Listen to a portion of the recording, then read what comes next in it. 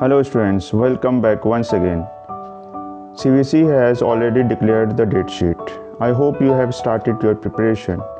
So today we will be discussing 10 MCQ of class 10th. Chapter name is metals and non-metals. Let's start. Question 1.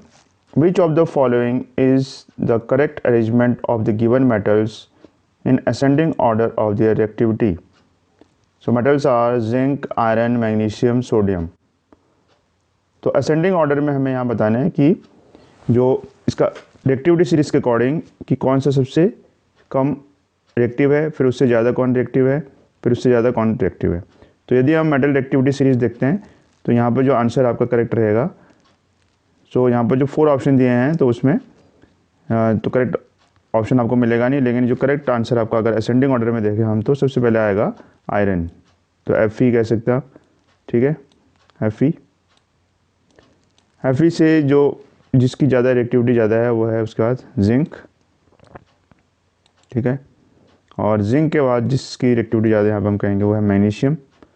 So you must know the reactivity series. और जो सबसे ज़्यादा reactive यहाँ पे हम कहेंगे वो है सोडियम Na। ओके, तो this will be the correct answer. Okay, let's discuss next question. An element X is soft and can be cut with a knife. तो मैक्सिमम स्टूडेंट इसका आंसर जानते हैं, तो इसका आंसर रहेगा sodium. Next, reaction between X and Y forms compound Z and X loses electron and Y gains electron. Which of the following properties is not shown by Z? So in this very question, तो इसका जो correct answer है वो है insoluble in water.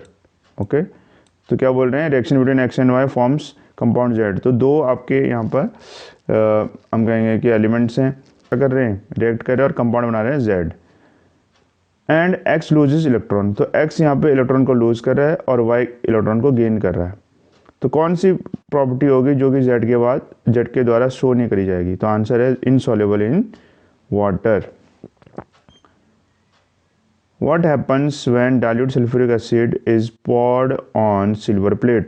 तो जब हम dilute H2SO4 को सिल्वर प्लेट पे पॉर करेंगे तो क्या देखने को मिलेगा, क्या रिएक्शन रहेगी? तो इसका जो आंसर है वो है no reaction takes place. Okay, next question, chemical formula of rust is. तो I think you are well aware with the chemical formula of rust. तो इसका जो करेक्ट आंसर रहेगा वो है Fe2O3.XH2O। तो यहाँ पर कुछ वैल्यू रहेगी, तो Fe2O3XH2O। A metal which exist in liquid state at room temperature. तो I think most of the students का आंसर जानते हैं कि कौन सा जो मेटल है जो रूम टेम्परेचर पर लिक्विड स्टेट में रहता है। So the answer is mercury, Hg। The Platonic configuration of 3 elements x, y and z are as follows: x equals to 2, 4, y equals to 2, 8, 1, z equals to 2, 8, 7. Two elements will combine to form an ionic compound and the correct formula is। तो यदि हम इसको देखें तो जो हमारा correct formula हमें मिलेगा वो है, तो इसमें हमारा जो रहेगा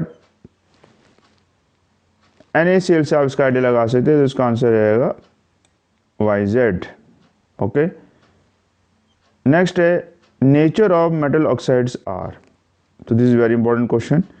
जो नेचर ऑफ मेटल ऑक्साइड्स है वो क्या होता है? It is, so we can say metal oxides are basic in nature. Okay, next question, the colour of aqueous solution of zinc sulphate as observed in the laboratory is. So the colour of zinc sulphate is D, that is colorless. Okay, and the last question we are discussing now, which of the following are not ionic compounds? So यहाँ पर जो ionic compound नहीं है तो वो answer है B, that is HCl and CCl4, hydrochloric acid और carbon chloride. तो ये दो इसके करेक्ट आंसर नहीं है जो कि आयनिक कंपाउंड में नहीं आते, लेकिन NaCl आयनिक कंपाउंड है और KCl भी आयनिक कंपाउंड है। तो आई होप ये क्वेश्चंस आपको अच्छे लगे होंगे और कहीं ना कहीं आपकी प्रिपरेशन में हेल्पफुल होंगे। So thank you for joining today's session. Have a nice day.